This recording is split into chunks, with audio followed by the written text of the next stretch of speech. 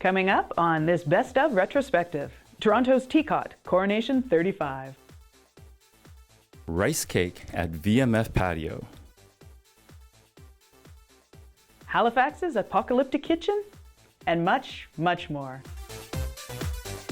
Hello and welcome to Outlook TV. I'm Rebecca Wyman.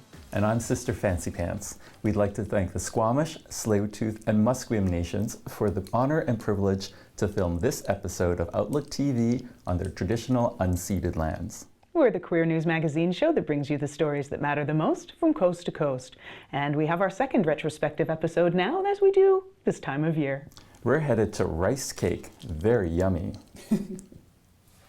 What's up, Canada? Thank you for joining us live in Vancouver. Today we are here at Van Mural Fest, where Ricecake is going to show us how to ring a post-pandemic pride in style.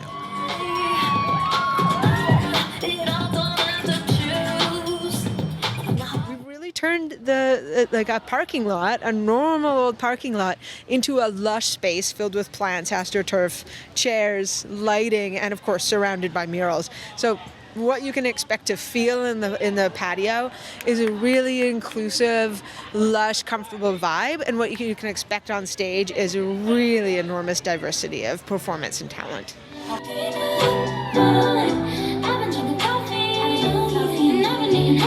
To be honest, the marriage between Vancouver Mural Festival and Ricecake is the doing of my party wife, Shay Dior. She's the mother of the House of Rice, and I believe that she got chatting with the folks at VMF and decided, you know, with all the Asian hate going around, that maybe we need to turn that energy around and into something positive. So here we are a few weeks later.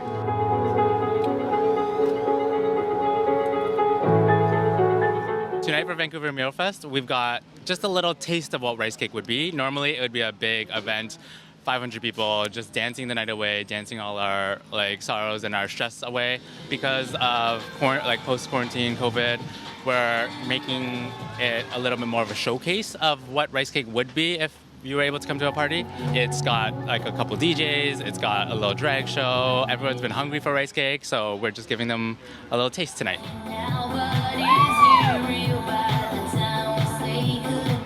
We live off the energy that we get from our audience, from our crowd, from our community, and it's harder to get that online, in our bedrooms, in our webcam. But now we get to see Vancouver Mural Festival bringing in all these people for us to just perform in front of, to entertain, and just to show off our queer Asian talent that we have in the city.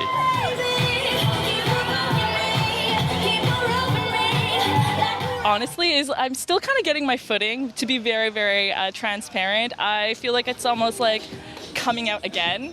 It feels familiar on one hand, but feels uncomfortable in another. But regardless, I feel like the through line between both those phases is just excitement. Excitement. I'm stoked. I'm excited to be here. I'm excited to see my Ricecake family. I'm really excited to see community and bringing folks back together, all under the name of Asian love.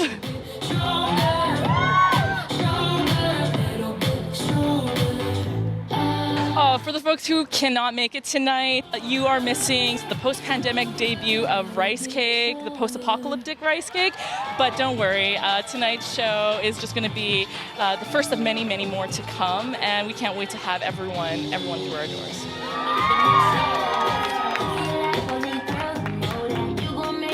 And for Outlook TV, my name is Leroy Wen. Our next look back is at Tiko Kerr's New Direction. All on plexiglass. We're at the Monica Reyes Gallery in East Vancouver, where visual artist Tiko Kerr is showcasing his current exhibition, Plexus. Let's go meet him.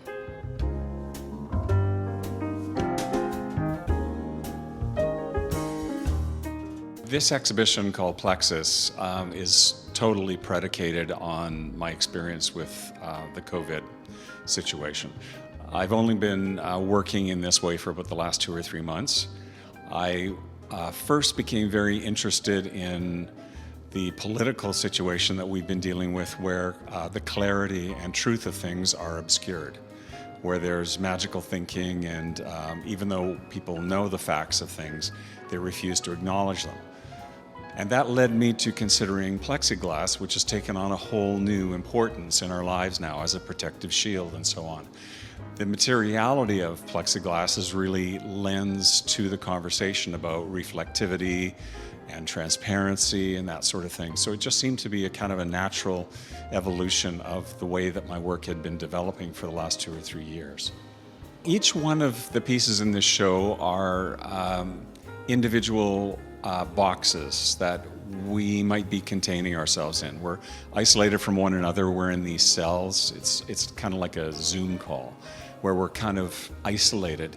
And within that context, there's an opportunity to look deeper. The piece that you're looking at now is entitled Gray Area, a metaphor for reading the newspapers that are occupying our brains to such an incredible degree right now. So the metaphor is trying to look through the print and seeing the finer print underneath. The 3 pieces that you're looking at here are a bridge between my works on paper in collage and the works in the rest of the exhibition, which are acrylic painting on plexiglass. In this case, of these 3, there are 3 panes of plexiglass interacting and sandwich them so that the collaging actually happens between the first, second, and third layers. A form that you see in the foreground becomes part of the form in the middle ground and becomes completed in the background. The piece we're looking at is entitled Beating the Devil's Wife.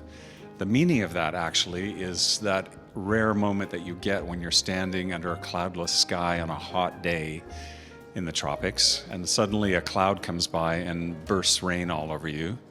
And so you get the best of both worlds, standing in the rain under a cloudless sky. So I thought it was an interesting metaphor for us coming out of the darkness of a pandemic and into a hopeful new year that we're all beginning together. So I've gone from painting to construction, and I also like to participate a lot in my community, using my work for social justice. For Outlook TV, this is Angus Pratt in Vancouver. We're going to have to take a little break now. Good timing, because I think I lost my fascinating fascinator. Oh, yes. You did, but those eyelashes. Colors are beautiful, like a rainbow.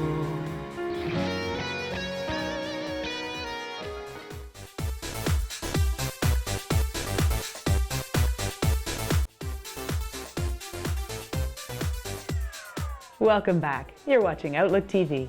We're catching up with Paul Middleton, who brought together the entire world to sing True Colors. Well, we have a very special guest all the way on the other side of the world, practically. Well, not the whole side.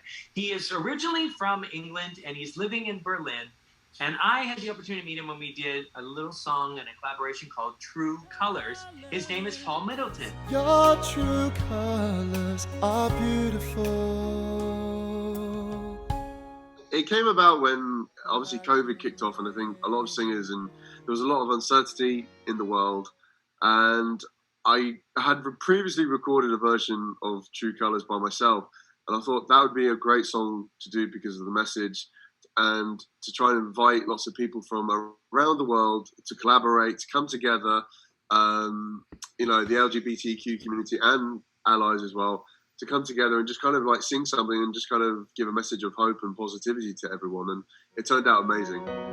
You with the sad eye, don't be discouraged. Though I realize it's hard to take courage in a world full of people. How did this all come to be?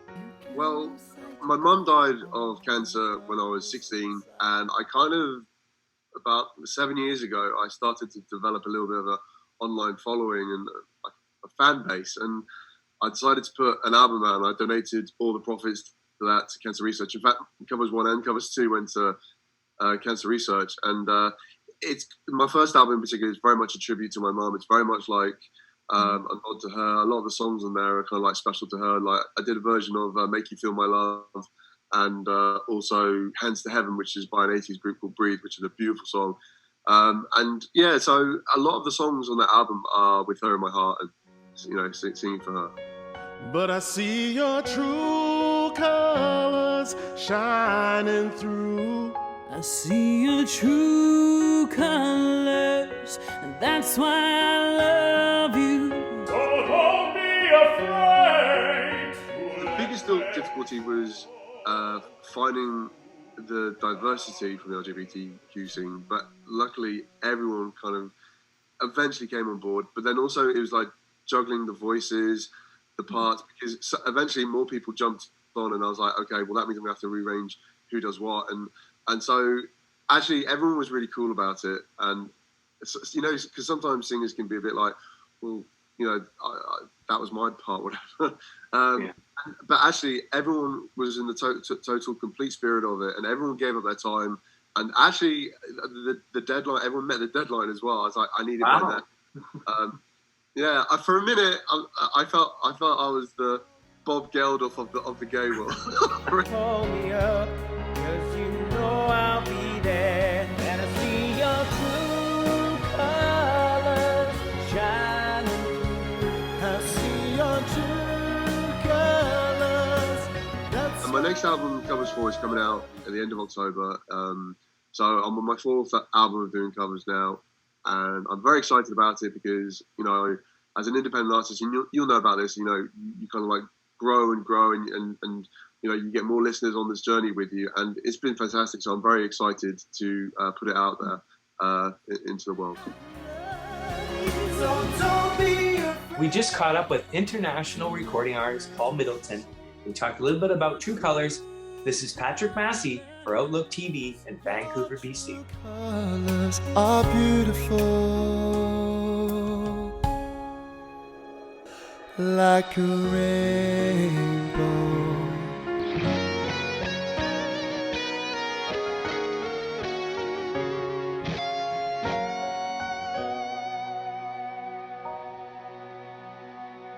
Remember when live streaming was the only way you could see a show? For this look back, we're going to go to Victoria. Here is the Intrepid Theatre's Out Stages, a live stream.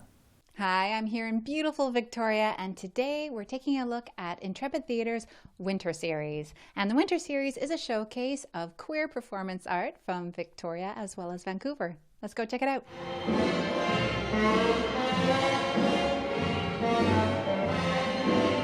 So normally we would be doing our Out Stages Festival, our queer theater festival, in February, but with COVID, we can't do a festival like we normally would.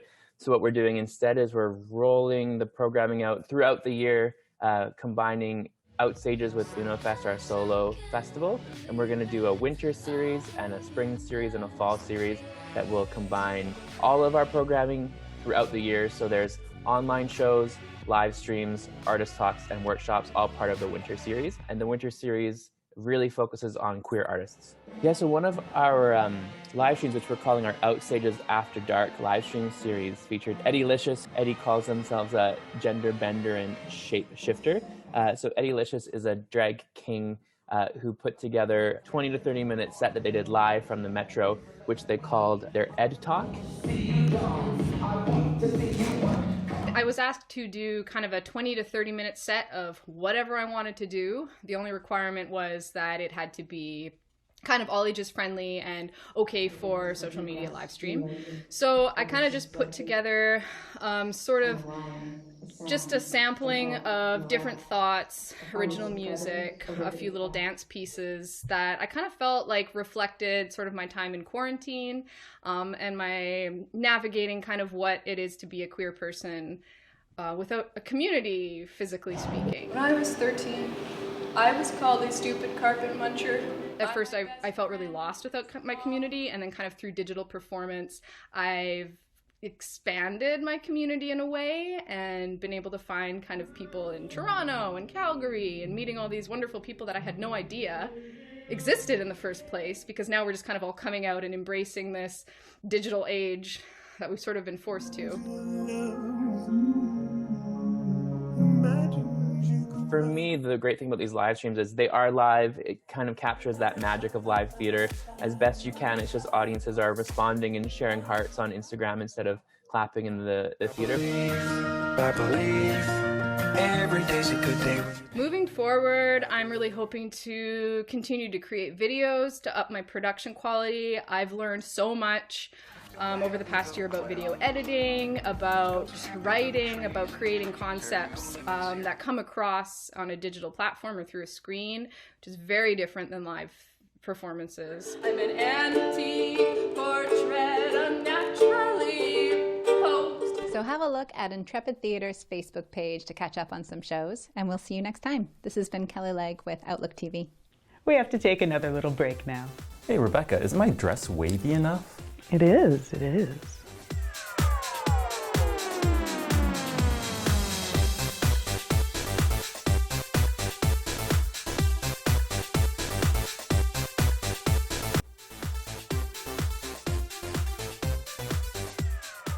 Welcome back. You're watching Outlook TV. Here's my story on Toronto's recent coronation, where they crowned a new emperor and new empress. All the pomp and pageantry was on display for TICOT's Coronation 35. We celebrated the reigns of 34, and let's see if we're going to celebrate the new emperor and empress of 35. That a Canadian is also being considered as my successor as our next King Father II of the Americas.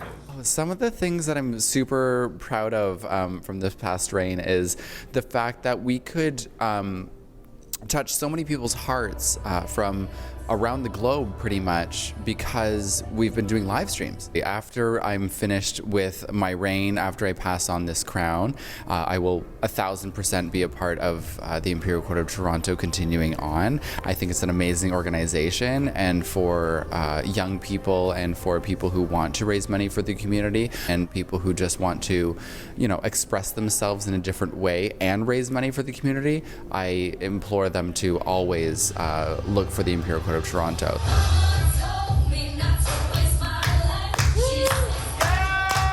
We come up with our names by titling ourselves, actually. So there is a legacy. Blake is my family name. So my drag mother is Taryn Blake, so I took her last name. And as far as the turquoise tortoise, I just love the color. And I'm into reptiles, so like, let's do this. Plus like the hard shell, the symbolism, they live a long time. I thought a tortoise would be a good, suitable animal to represent an empress. The fundraising for Reign 33 was primarily dedicated to the PWA food program, as well as 10 Oaks, which is a 10 Oaks project, is a charity based out of Ottawa.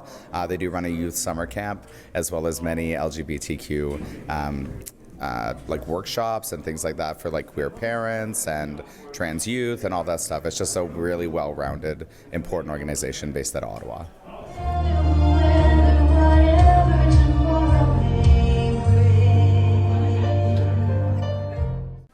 So I decided to run for Canada for Empress. I thought it was the next evolution within my participation within the Imperial Court system. And I felt as an Empress, you can represent, you're kind of like the mascot of the organization. Like I've reached a part in my life where I feel that I need to get back to the community and get more involved, and the Imperial Court system just kind of checked all the boxes. It was fun, it's a social group, and we're raising money for charity. It is a significant commitment of time. We are essentially dedicating a year of our life to furthering the interests of the organization and supporting the community and raising money for charity. And as a married couple, you know, one cannot really do it and commit to it without the other being dragged along either way. So we decided to do it together. We're both at the point in our careers and life where we want to do it, so why not?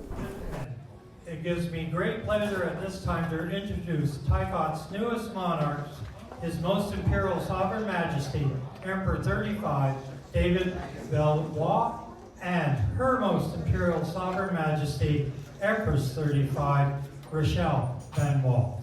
Congratulations, Your Majesties. This is Sister Fancy Pants for Outlook TV. For this next look back, we're going to head over to Halifax. Hey, Rebecca, what do you get when you put a twink in a kitchen with a drag queen? I don't know, but it's probably apocalyptic. This is Devastation. She started a new show with Bell 5 TV1. It's called Apocalyptic Kitchen. Teaching you life skills you never knew you needed.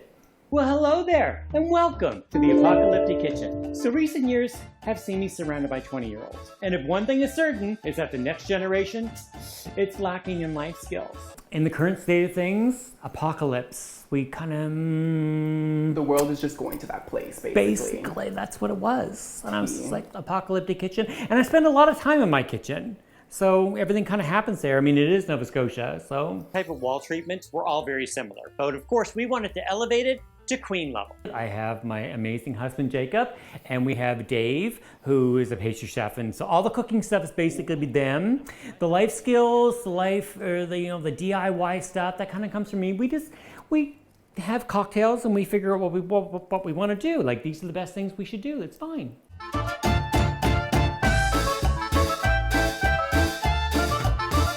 What has the feedback actually been like for the show? I actually had people message like, oh my God, I tried that tomato soup. It was so good, or they're asking me questions. Like, I have so many people asking me questions about orchids now, because episode 2 is all about orchids and Mommy's a little obsessed. I have 47, at what point am I going to admit that I have a problem? 47 orchids? I have 47 orchids. Oh. Now. Oh, we're layering. Yes, we're gonna make it all in one thing that fits perfectly on any shelf. The bloopers are the best part, and they kind of came by accident. I'm serious. I had okay, you want to talk tea? Okay, let's talk tea. Because the first season almost killed me. Okay, it really did. Because we had no idea what we were actually doing. And we were taping, we were editing, or we were filming, episode 3, and I was still starting episode 1, and had no idea what was going on. So Mommy had a nervous breakdown. So it's not going to be red. Yes, that's the difference between white and red. So Auntie Deva has decided that she needs to teach the children all those life skills that they never knew they needed. We learned along the way, right? So, and not just me, Jake learned a lot, Dave learned a lot. I mean, these people, we'd never used cameras before and learned about things like hero shots and whatever, but we were really, really lucky. The guys from Bell, Paul, and Chris, they were so amazing working with us, and they wanted us to get better. You could really, there was nothing ever negative that came from them. It's okay, next time, let's just try this. Let's add this. Okay, and it was a learning experience, and that's what I really, really liked about all of this. And so now I'm ready for season 2. Bring it on, let's go. Stick around, you might even learn something here at the Apocalyptic Kitchen. You're watching Outlook TV. My name's Jesse. And I'm Devastation. That's all the time we have for this retrospective episode of Outlook TV, but we will be back with fresh stories in the fresh new year. And why don't you make a New Year's resolution to check us out on all our social media platforms and consider joining us? It's a great way to start a year. Thanks so much for joining us. I'm Rebecca Wyman. And I'm Sister Fancy Pants. Stay fresh, Canada.